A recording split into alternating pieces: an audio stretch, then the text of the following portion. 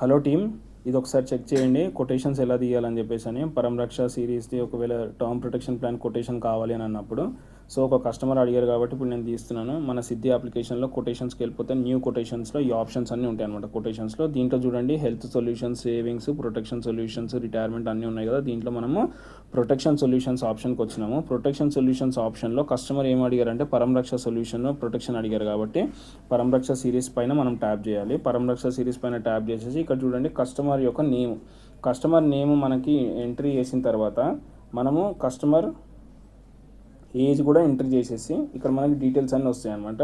So ఇక్కడ చూడండి మనము కస్టమర్ నేమ్ ఏంటిది అని అంటే మనకి ఇక్కడ చూడండి ఎంట్రీ చేస్తున్నాను. Okay, so customer mobile number entry చేయాలి, ఈమెయిల్ ఐడి అవసరం లేదు, ఒకవేళ మీకు ఉంటే కనుక ఎంట్రీ చేయండి, అదర్వైజ్ అక్కడైతే అవసరం లేదు. నెక్స్ట్కి వెళ్ళిపోవచ్చు మనము. నెక్స్ట్ డేట్ ఆఫ్ బర్త్, ఇక్కడ క్యాలెండర్ పైన ట్యాప్ చేసి అలాగైనా చేసుకోవచ్చు, అదర్వైజ్ డేట్ ఆఫ్ బర్త్ ఇలా ఎంట్రీ చేసేస్తే కూడా మీకు ఈజీగా మనకి ప్రాసెస్ అయిపోతుంది. 10/6/1999. సో కస్టమర్ ఏజ్ డిఫాల్ట్కి ఇక్కడ కనబడుతుంది. సో ఇక్కడ customer mail, non smoker, proposal name smoker అయితే స్మోకర్ అని పెట్టండి, నాన్ స్మోకర్ అయితే నాన్ స్మోకర్, దాన్ని ఏమి ఎనేబుల్ చేయకండి. బట్ కొంతమంది కస్టమర్స్ స్మోకింగ్ లేదు కానీ వాళ్ళు ఆల్కహాలిక్ ఉంటారు. At the time of login మనం చెప్పాలి ఆల్కహాల్ తీసుకుంటున్నారు, డైలీ ఎన్ని పెగ్స్ తాగుతారు ఏంటి అనేది కూడా మనం చెప్పాలన్నమాట. అక్కడ మనం చెప్తే అక్కడ ఎంట్రీ చేసుకుంటారు. సో కస్టమర్కి వచ్చేసి 12 years of payment, limited pay పెట్టాము. లిమిటెడ్ పేలో 75 years వరకు కావాలంటున్నాడు కాబట్టి ఎంత వస్తుంది ఇక్కడ ఏజ్ వచ్చేసి 26 కాబట్టి ఏజ్ 26 కాబట్టి ఏజ్ మనం ఆల్మోస్ట్ ఒక 56 పెడితే 26 + 56 ఎంత వస్తుంది? 26 56 కదా, 75 years వరకు కావాలన్నారు కస్టమరు. సో 75 - 28 47 పెట్టాలి మనము.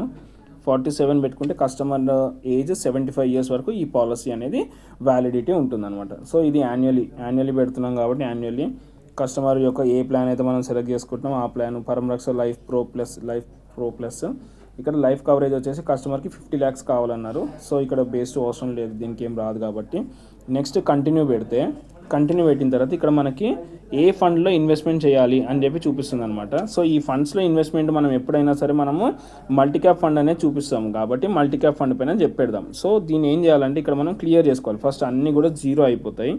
ఆ తర్వాత మల్టీక్యాప్ ఫండ్ పైన యాడ్ అని చెప్పి ట్యాప్ చేసి 100% పెట్టేసుకొని సబ్మిట్ చేసేసుకొని నెక్స్ట్ కంటిన్యూ చేసేయాలి. సో కంటిన్యూ చేసిన తర్వాత ఇక్కడ చూడండి, dear Kandappa 26 age, male, non smoker, basic plan sum assured 50 lakhs అంటే ఇక్కడ 45 lakhs చూపిస్తుంది. బట్ టర్మ్ బూస్టర్ కూడా ఒక 5 lakhs యాడ్ అయ్యి ఓవరాల్గా 50 lakhs చూపిస్తుంది అనమాట. సో బేసిక్ వచ్చేసి 45 lakhs. యాక్సిడెంటల్గా ఏమైనా అన్సర్టనిటీ జరిగితే 45 lakhs + 45 lakhs 90 lakhs ఇవ్వడం జరుగుతుంది నామినీకి. And accidental if it is due to public transport like bus కానీ ట్రైన్ కానీ ఫ్లైట్ మెరైన్ షిప్ ఏమైనా కనుక due to accident public transport కనుక జరిగితే 45 lakhs + 45 lakhs + 45 lakhs అంటే 2 times of 45 lakhs 90 lakhs వస్తుంది.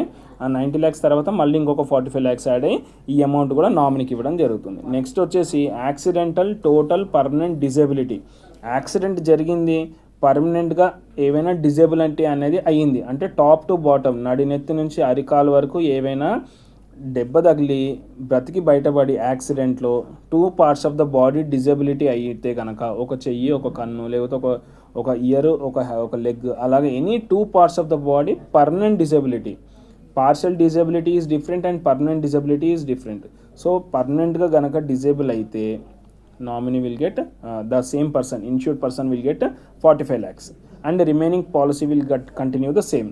టర్మ్ బూస్టర్ అంటే ఏంటి అని అంటే ఈ పాలసీ తీసుకున్న సమయంలో తర్వాత ఈ పాలసీ తీసుకున్న పర్సన్కి ఫ్యూచర్లో ఏవైనా ప్రాణాంతకమైన వ్యాధులు అని అంటే లైక్ లుకేమియా, క్యాన్సర్ వచ్చి లేకపోతే అట్లాంటి ట్రీట్మెంట్స్లో డాక్టర్ చెప్తారు he cannot live more than 3 months or more than 1 month అలా కనుక అలా చెప్తే కనుక ఫర్ ఎ బెటర్ ట్రీట్మెంట్ మనం ఈ టర్మ్ బూస్టర్ అనేది మనం యాడ్ చేసుకోవడం జరుగుతుంది.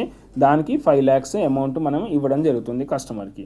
So to get a better treatment company ఇస్తుంది అనమాట. ఎందుకు అనంటే ఒకవేళ అది తీసుకొని ట్రీట్మెంట్ చేసుకున్న తర్వాత ఒకవేళ if he is alive then term policy will continue the same. లేదు అన్సర్టనిటీ జరిగింది, then company has to pay the death benefit. So ఇక్కడ చూడండి, sum assured on the death policy inception, ఇక్కడ లాస్ట్లో ఆప్షన్ ఉంటుంది చూడండి, పేమెంట్ అంతా చూపించిన తర్వాత. సో డెత్ బెనిఫిట్ అనేది 50 లక్షలు అలాగే ఉంటుందన్నమాట. సో ఇది కాన్సెప్ట్ కంప్లీట్గా టర్మ్ ప్రొటెక్షన్ ప్లాన్లో. అండ్ అలాగే దీంట్లో ఇన్వెస్ట్మెంట్ అమౌంట్, ఈ యొక్క accidental death, accidental total permanent disability term బూస్టర్కి అమౌంట్ ఏవైతే ఛార్జ్ చేయడం జరుగుతుందో 75 ఇయర్స్ వరకు పెట్టుకున్నారు కాబట్టి 75 ఇయర్స్ వరకు ఈ పర్సన్ నేను అలైవ్గానే ఉన్నాను అని అంటే మాత్రం at the time of maturity ఈ అమౌంట్ ఏవైతే ఛార్జ్ అవుతున్నాయో ఈ అమౌంట్ మొత్తం కూడా జిఎస్టీ మినహాయించి మినిమం ఆ రిమైనింగ్ అమౌంట్ అంతా ఏదైతే మనం పే చేస్తున్నామో ఆ అమౌంట్ మొత్తం కూడా రిటర్న్ కంప్లీట్గా కస్టమర్కి ఇచ్చేస్తారు at the time of maturity. ఏం అన్సర్టనిటీ జరగలేదు కాబట్టి, ఏం యూజ్ చేసుకోలేదు కాబట్టి. అండ్ నెక్స్ట్ ఈ అమౌంట్ ఏదైతే ఉందో అంటే basic sum plan assured base sum assured amount ఏదైతే 45 lakhs ఉందో ఈ అమౌంట్ 22,388 రూపీస్ ఏదైతే ప్రీమియం అమౌంట్ పే చేస్తున్నారో ఇందులో నుంచి 70% to 85% of the amount will be invested in the mutual funds. So దానికి మనము ఇక్కడ ఫండ్ వాల్యూ క్యాలిక్యులేటర్ అనేది ఓపెన్ చేస్తాం. ఈ ఫండ్ వాల్యూ క్యాలిక్యులేటర్ ఓపెన్ చేసి డిఫాల్ట్గా మల్టీ క్యాప్ ఫండ్ సెలెక్ట్ అయ్యి ఉంది, ఇది ఆల్మోస్ట్ 32% ఇస్తుంది కాబట్టి దీనిని మనము on and average due to inflation if ఈ సెలెక్ట్ 17%. సో 17% మనం అగ్రిగేషన్ అనేది చూపిస్తున్నాము. కస్టమర్కి 10 years తన ఫండ్ వాల్యూ 4 లక్షలు అవుతుంది, 20 yearsలో 17 లక్షలు అవుతుంది, 30 yearsలో 73 lakhs అవుతుంది, 40 yearsలో 3 crores అవుతుంది. అంటే ఈ కస్టమర్ యొక్క ఏజ్ 26 years, నెక్స్ట్ 40 years అంటే తాను 65-66 years వచ్చే వరకల్లా తను తీసుకున్న 50 లక్షల ప్రొటెక్షన్ ప్లాన్కి 3 కోట్ల ఫండ్ అనేది అక్యుములేట్ అవుతుంది అనమాట. అదే తను ఒకవేళ కంప్లీట్ రిటైర్మెంట్ టైంకి అంటే 75 years వరకు పెట్టాం కాబట్టి at that point of time he will be getting around 8,38 lakhs అనే ఫండ్ అనేది అక్యుములేట్ అవుతుంది on an average of 17%. So ఇక్కడ చూడండి, CAGR యాజ్ ఆన్ మార్చ్ 2025 అంటే compound annual growth ratio as on March 2025 first year performance 3% ఉంది. Benchmark performance ఏదైతే ఉందో Bombay stock exchange top 200 mutual funds యొక్క బెంచ్ మార్క్ పర్ఫార్మెన్స్, మార్కెట్లో నడిచే మ్యూచువల్ ఫండ్స్ యొక్క పర్ఫార్మెన్స్ 4.99 ఉంటే మన ఫండ్ పర్ఫార్మెన్స్ 3.51 ఉంది. అదే 3 yearsలో థర్డ్ ఇయర్లో బాంబే స్టాక్ ఎక్స్చేంజ్లో ఉన్న మార్కెట్లో ఉన్న ఫండ్స్ 12% ఉంటే థర్డ్ ఇయర్లో మనది 18% ఉంది. అలాగే ఫిఫ్త్ ఇయర్లో 24% ఉంటే మనది 32.27% అనేది ఉందన్నమాట. సో డ్యూ టు విచ్ మనము అంత పర్సంటేజ్ అనుకోకున్నా కానీ 17% మనము అగ్రిగేట్ చేసుకున్న customer will get good returns at the time of his retirement. So ఈ అమౌంట్ తను రిటైర్మెంట్ లాగా వాడుకోవచ్చు. And also we have an opportunity to do the withdraw, partial withdraw అనే ఆపర్చునిటీ 80% ఆఫ్ ద అమౌంట్ కూడా partial withdraw చేసుకోవచ్చు after 5 years. So ఒక 5 years తను కట్టుకున్నాడు, 6th year తను కట్టుకోలేకపోతున్నాడు అంటే కూడా 6th year నుంచి కూడా తను పార్షల్ విత్డ్రా చేసుకోవచ్చు. But it is not suggestible to do the partial withdraw 6th year onwards.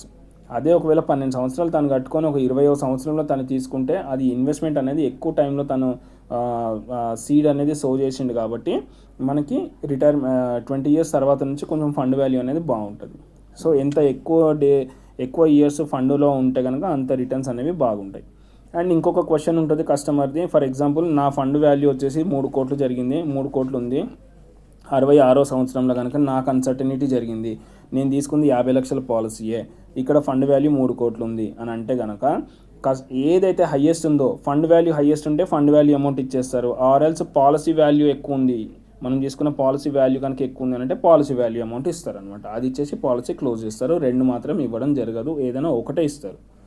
So ఫండ్లోకి పెట్టిన ఇన్వెస్ట్మెంట్ అమౌంట్ ఇస్తారనమాట. ఇది కంప్లీట్గా దీని ఇన్ఫర్మేషన్.